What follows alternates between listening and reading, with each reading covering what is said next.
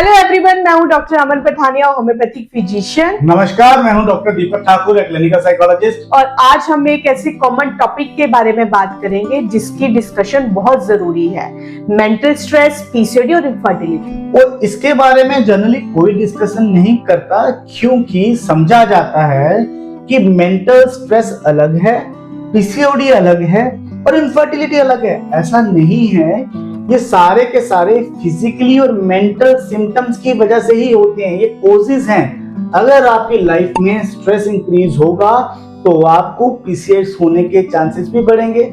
अगर पीसीएस होने के चांसेस बढ़े तो आपको इनफर्टिलिटी के चांसेस भी बढ़ना शुरू हो जाएंगे। बट इनफर्टिलिटी क्यों बढ़ती जा रही है?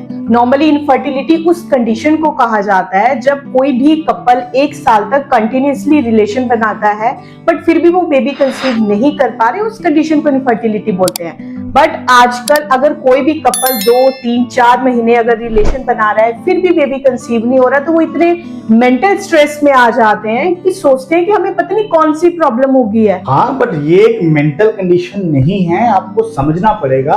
हर चीज का एक टाइम प्रोसेस होता है, टाइम टेकिंग प्रोसेस होता है, तभी जाके आप कंसीव कर सकते हैं। एक चीज और समझनी पड़ेगी आपको, लो एमएच लेवल।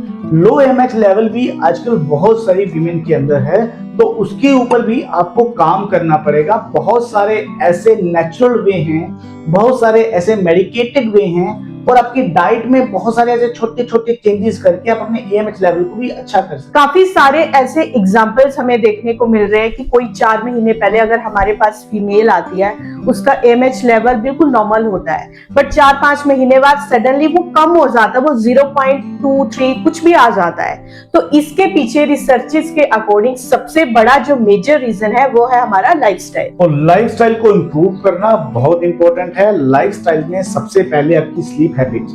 अगर आपकी स्लीप हैबिट्स अच्छी नहीं है तो आप दिन में जो मर्जी कर लीजिए, जितनी मर्जी एक्सरसाइज कर लीजिए, जितना मर्जी हेल्दी फूड इनटेक कर लीजिए और जितनी मर्जी अच्छी से अच्छी मेडिसिन कंज्यूम कर लीजिए, कोई बेनिफिट नहीं मिलने वाला। आपको सबसे पहले अपनी डीप स्लीप के ऊपर काम करना पड़ेगा और deep sleep minimum 2 to 4 hours आपकी होनी चाहिए। हमारा जो सीडेंटरी लाइफस्टाइल है वो भी एक मेजर कारण है इस प्रॉब्लम का, क्योंकि हम दिन भर बैठे रहते हैं। तो आप कोशिश करो कि आपने दिन में लगभग 7 से 8 हजार जो स्टेप्स हैं वो कंप्लीट करने हैं, चाहे उनको मॉर्निंग टाइम में करो चाहे इवनिंग टाइम में करो। और आपने अपने फूड हैबिट पर भी जरूर फोकस करना है।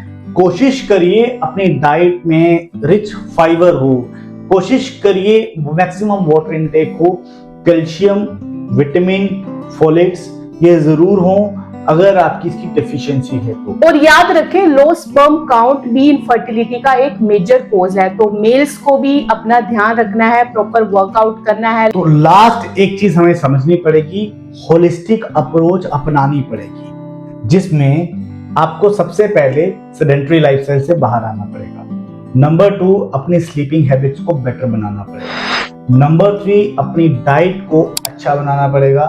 नंबर 4, आपके सारे टेस्ट करवाइए मेल और फीमेल का, जो डेफिशिएंसी है उसी तरह के विटामिन, मिनरल्स, जो भी डेफिशिएंसी है उसको पूरा करने के लिए लेना पड़ेगा। बिल्कुल आपको ये सब चीजें फॉलो करनी है, बट साथ में अगर आपको लग रहा है आपको कोई प्रॉब्लम फेस करने को मिल रही है, कोई कॉम्प्लिकेशन आ रही है बोथ फीमेल और मेल के केस में, तो आपने अपने डॉक्टर को कंसल्ट करना है ताकि आपको फ्यूचर में किसी भी प्रॉब्लम का सामना ना करना पड़े। तो होलिस्टिक अप्रोच से आप बहुत जल्दी कंसीव कर सकते हैं और हेल्दी कंसीविंग आपकी होगी। तो आज की वीडियो में जुड़ने के लिए आपका बहुत बहुत धन्यवाद। फॉलो करिए जितनी भी हमने आपको एडवाइस करी है और इस चैनल को भी जरूर फॉलो करके दीजिए। Stay happy, stay healthy and stay positive. Thank you.